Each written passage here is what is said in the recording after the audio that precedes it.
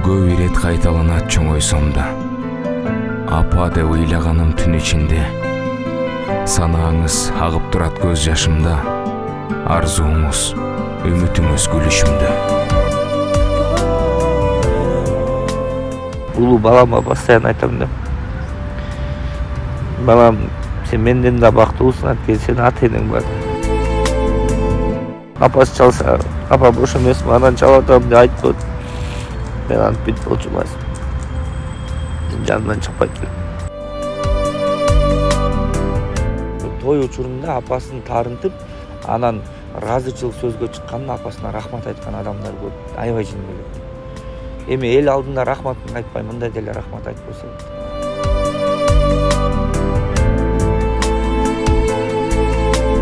Саламатсыздарбы кадырман көрөрмандар, Нурпресс маалымат борборунун Апама кат аттуу автордук долбоору кайрадан ободо. Аны мен Наргиза Исаева алып барам.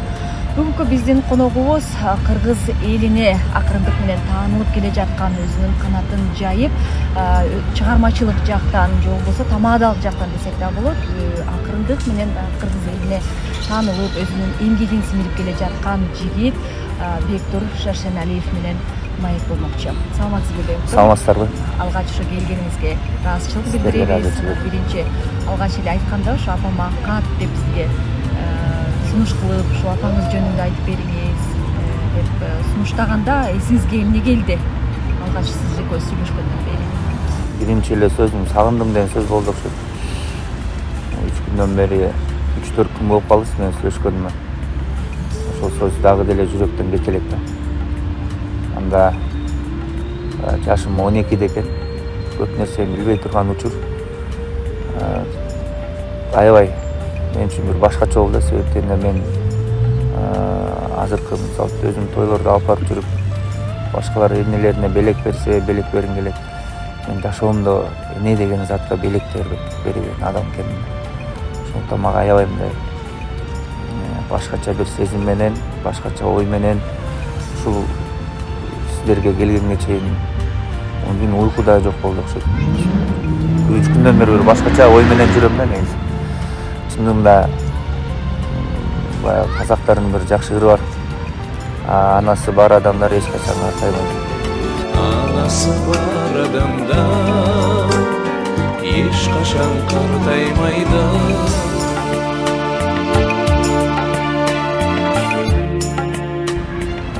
Мен ошол ырды ырдаган сайын ушул башкача ой менен, башкача мындай сөз менен, башкача обон менен жеткиргенге аракет кылчумун да. Бирок ошондо дагы мен жеткире албаган ырчылардын, жеткире албаган адамдардын катарында экенимди билдим.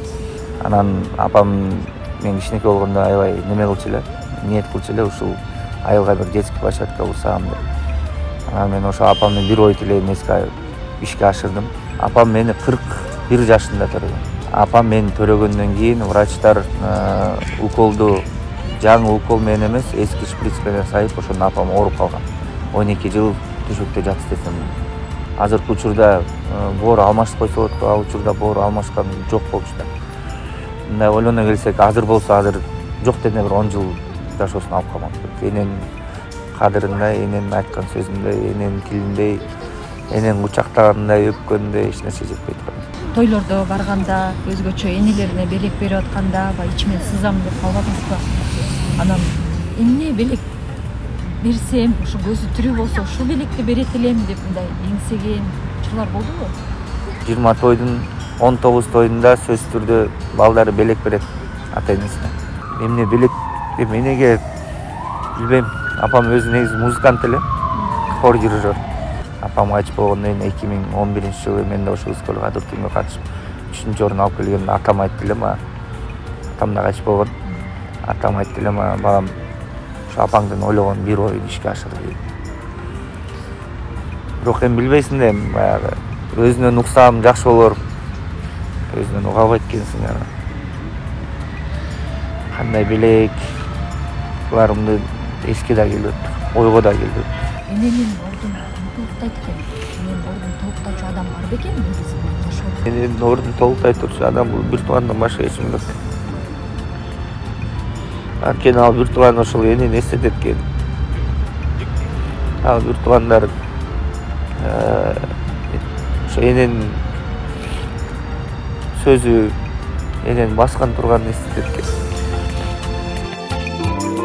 Эненин мээрими ошо кичүүлөргө бир башкача болот да. Ал мейли 30га чыксын, мейли 40га чыксын, баягы эле наристе боюнча болот да. Анан мындай сизди дагы ошол 6 баланын ичинен өзгөчө жакшы көрсө элек, анткени сиз айткандай күткөн бала, кыздан кийинки уул, өзү дагы аракет кылып ошо өлтүрүп берсе элек. Эмнеси менен өзгөчө сизди сүйдү? Мага чын эле сезим башкача болчу. Анан окуп жүргөндө бир эсимде, мен мага бир 10 сом берсе, мен аны жол киреге 5 сомдон төлөбөй суранып атып 4 сомдон төлөп, анан 2 сомго үйгө курма алып келчүмүн да. Апам анткени витамин жесе оорубай калчу да. Мен ошо кышында ошо атайын Советский Бакамаевда могу неме 67-чи мектеп бар. Ошол жерден анан бурчта курма сатчу бир апа. Анан балам кайра келдиң дейчү. Ооба. Апам алат элем десем, постоянно бирөөнү кошуп берчү мага. Ошону алып келип, анан мен аябай мындай ошо кучактаганым мындай денем дагы азыр ошол нерсени билет, оюм дагы, сөзүм дагы эсимде. Мен эмне кааласам ошонун баардыгын апам кылып берчү эле да мага. Бирок мен ошону кыла албадым. Өкүндүрүп аткан ошол да. Мен аны кимге кыламан? Эси бүттү кусалык апа. Ошол азыр бир кучактап койсом, 1-2 саат сүйлөшүп отуруп алсам, көп нерсе балким өзгөрөр белем. Тойдо деле, жашоодо деле ушу эне бар жерлерге көп көңүл бурат экенсиз да. Энеге мына тойдо балким энеси барлар аны байкабай жаткандыр да. Ошол эненин бүпүктөп жүргөнүн, эне гүлала болуп чуркап балам деп түш кагып жүргөнүн, ошол жерде канат кагып атканын, ошонун баардыгы ошо өзүңүздүн энеден эрте айрылганыңызга байланыштуу. Ушул суроого мен азыр сизге так жооп бере аламын билбейм, бирок ошол сезим менде жок болуп калган үчүн, ошол мага жетпей калган үчүн болуш керек деп ойлойм да.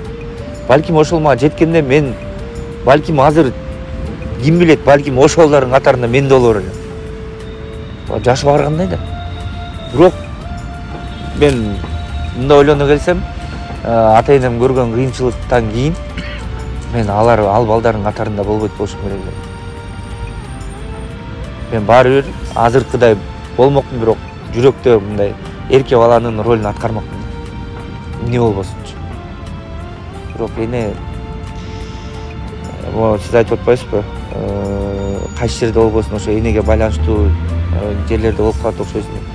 Бүт жерде байкасам азыр ойлоно келсем, бүт жерде ошондой экен да. Той учурунда апасын таарынтып, анан ыраазычылык сөзгө чыкканын, апасына рахмат айткан адамдар көп, аябай жин келет. Эми эл алдында рахматын айтпай, мындай деле рахмат айтып койсо. Анан ошол учурда энелер эмне кылат? Энелер билмексенге салып коюшат. Эненин жүрөгү бир башкача чын.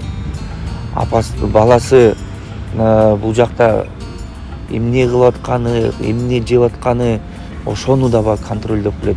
500 конок болсо дагы, бирок ошол эне төргө барат дагы, балам эмне жеп атасың деп сурайт. Таң каласың, эне бир башкача. Эгерде азыр сиз апаңызга кат жаза турган болсоңуз, ошол каттын мазмуну кандай болот эле? Эмне деп жазат элеңиз? Келиңиз экөөбүз биригип бир кат жазалы. Сиз айтып бериңиз, мен кат жазайын. Апаңызга жөнөтөлү ошол катты. Мен учурашуу менен деле баштап айтып болчу экенмин. Мен апа, мен сизди сагындым деген ой менен эле баштагам. Былтыр эмес, мурда жылы ыр чыгарганбыз. Зар болдум, апа, кор болдум, ата деген ырым бар. Ошондо дагы ушундай бир сөз келгенбиз, эмне кылып баштайт элең деп. Мен сагындым. Мен улуу балама постоянно айтам да. Балам, сен менден да бактылуусуң, анткени сенин ата-энең бар. Жашым 31 болсо дагы, бирок баягы кичинекей баланын сезими жүрөктө бар да. Бар болгону менен, бирок айта турчу эч ким жок. Сагындым апа. 12 жашыма чейин жанымда мен болду. Бир жаман сөз айткан жок, бир жолу урушкан да жок. Жөн гана Шакемдин атамат шаршын эле. Шакемдин Кудайдан сурап алган баласы деп, анткени уулу байкемден кийин 4 кыз болуп калды. 4 кыздан кийин анан мен төрөлдүм да. Ушу буюрса ушу бизди багат, биздин барыбызды сыйлайт, ушу жакшы болот деп ниет кылды эле. Ошону ишке ашырганга аракет кылып жүрөм, апа. Бирок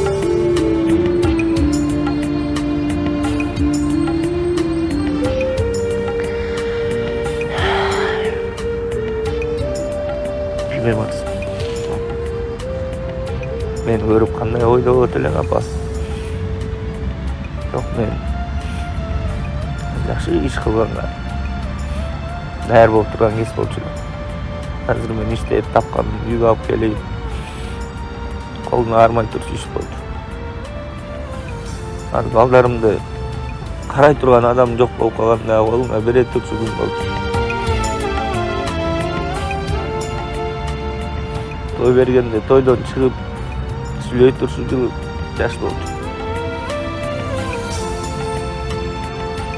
Бирок Кудайдын буйругу жер эле болсун. Биз деле барабыз.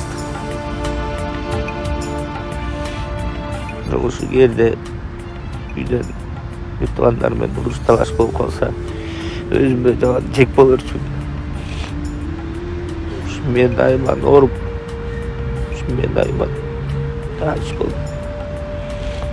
Шашынга уул төрөп берсем деп жүрүп мына аягы ушу нерсе жетти. Бирок ыраазымын мен. Бар. Бирөө өчүн өтө мындай. Интернеттен көрөсүң. Бирөө баласына нерсе алып берсе, баласы мага бул нерсенин кереги жок, башканы алат элем. Же апасын чалып, апасы чалса, апа бош эмесми, анан чалып атам деп айтып коет. Мен антип бүйтүп болчу эмес. Жанымдан чыкпайт. Анткени мен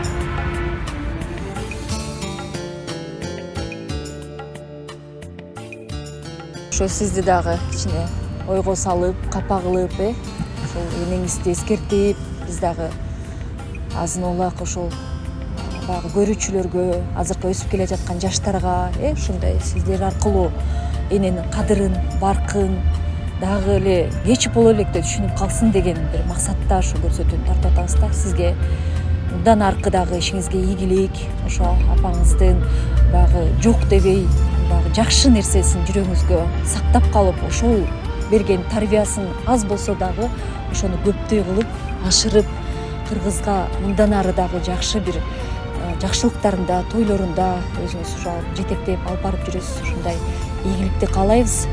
Анан убактыңызды бөлүп биздин ушул апама кат берүүсүнө келип бергениңизге ыраазычылык. Сизге денсаулык. Жаштарга деп атасыз, уруксат болсо. Бир эле сөзүм бар, мен тойдон айтам. Кыргыздын ар бир макалы жөн эле айтыла бербейт. Ата энеңдин көзү барда тоок союп сүйлөп алсаң, өлгөндөн жылкынын кереги жок. Чындыгында азыр чалып, азыр баарлашып, акча, бийлик, байлыктын баардыгын ата энеге кереги деле жок. Жакшы сөз, жакшы мамиле. Ошо сыйлап алгыла, урматтагыла. Силерге да чоң рахмат. Бул эстетип коюу мага жакшы болду. Көп апамдын бир ата энемдин өзүнүн кыла турчу иштери бар эле. Ошол иштери менен азыр алек болуп жүргөн үчүн ошол нерсени дагы да эртерээк бүтүргөнгө мага чоң бир мотивация болду. Ушунча адамдардын арасынан мени тандап чакырып коюңуздарга терең ыраазычылык.